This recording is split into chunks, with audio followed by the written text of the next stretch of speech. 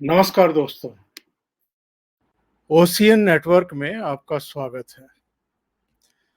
शुक्रवार की दोपहर में जिस महिला पहलवान खिलाड़ी को दिल्ली पुलिस की एसआईटी ब्रजभूषण शरण सिंह के यहाँ लेकर के गई थी और जिसके बारे में तमाम तरह की खबरें आनी शुरू हुई थी कि उसके घर लेकर के गई हैं, समझौता होने के आसार हैं। बाद में संगीता ने, बजरंग पूनिया ने और साक्षी मलिक वगैरह ने इसका खंडन भी किया कि ऐसा नहीं है और मीडिया गलत खबरें चला रहा है।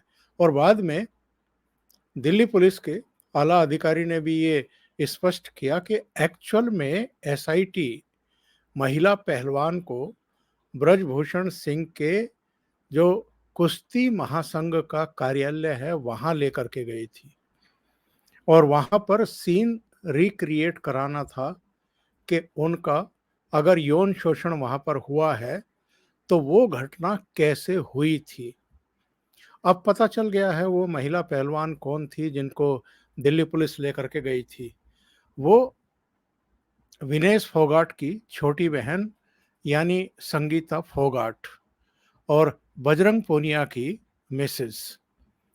तो ये वहाँ करीब 1:30 बजे पहुंचे और 1:30 बजे पहुंचने के बाद करीब करीब 1.5 घंटा ही वहां पर रहे।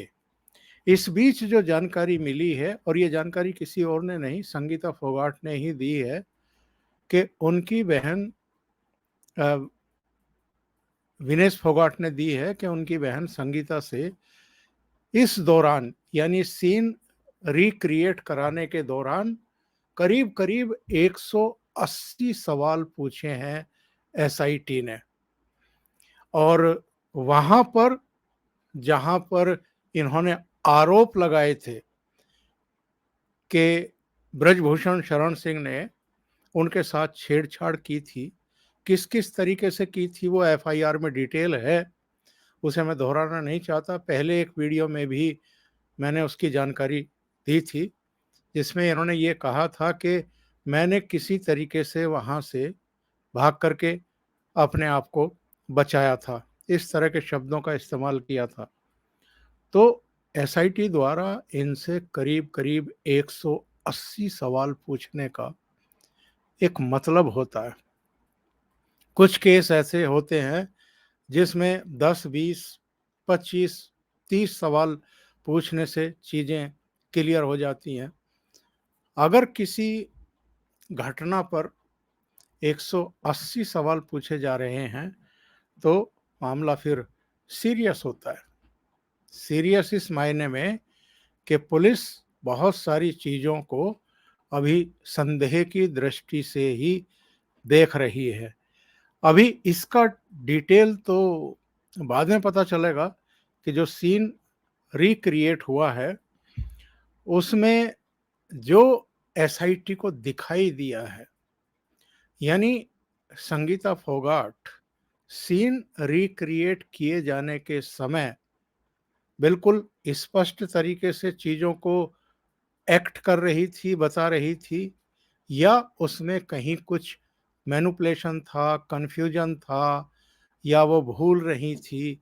ये सारी चीज़ें तो बाद में आएंगी और शायद ये जो अदालत में आरोप पत्र पेश किया जाए या स्टेटस पेश किया जाए उसमें इस बात का खुलासा होगा।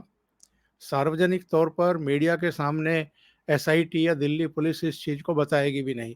लेकिन इससे एक बात साफ होती है।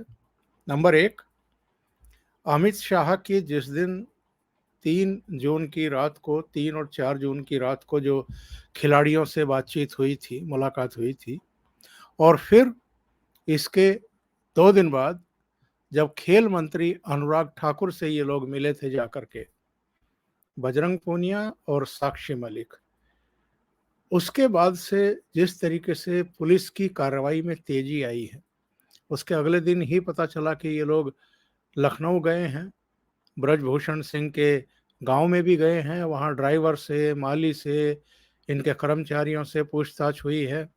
और अभी संगीता फोगाट को साथ ले जाकर के 2 महिला कांस्टेबल के साथ वहां दिल्ली पुलिस की एसआईटी गई थी और वहाँ सीन रिक्रिएट कराया गया है।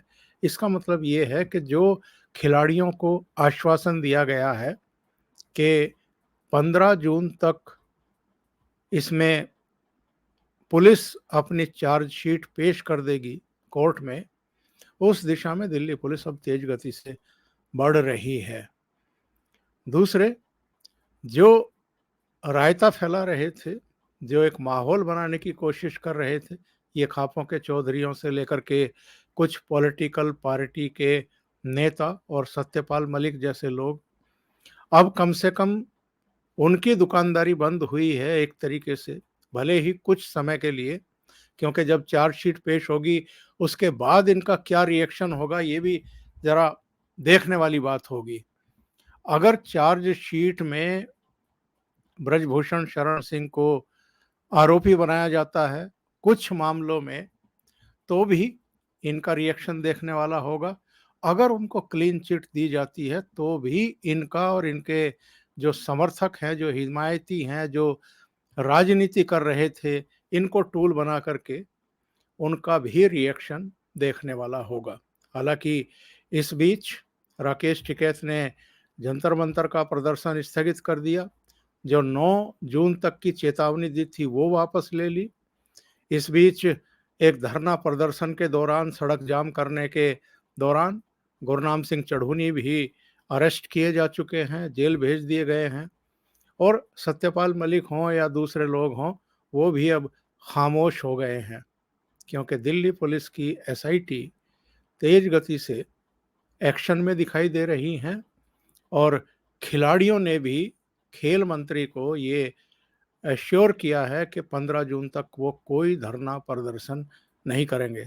तो अब सबकी निगाहें एसआईटी की चार्जशीट पर टिक गई है। अभी के लिए इतना ही। बहुत बहुत धन्यवाद। अगर आपको ये चैनल और इसके कंटेंट पसंद आ रहे हैं तो लाइक करें, कमेंट करें, वीडियो को शेयर भी करें। अभी तक अगर आपने ये चैनल सब्सक्राइब नहीं किया है तो सब्सक्राइब कर लें और साथ में लगे बेल आइकॉन को दबा दें, ताकि आगे आने वाले वीडियो और उनके नोटिफिकेशन आप तक पहुंचते रहें। बहुत बहुत धन्यवाद। नमस्कार।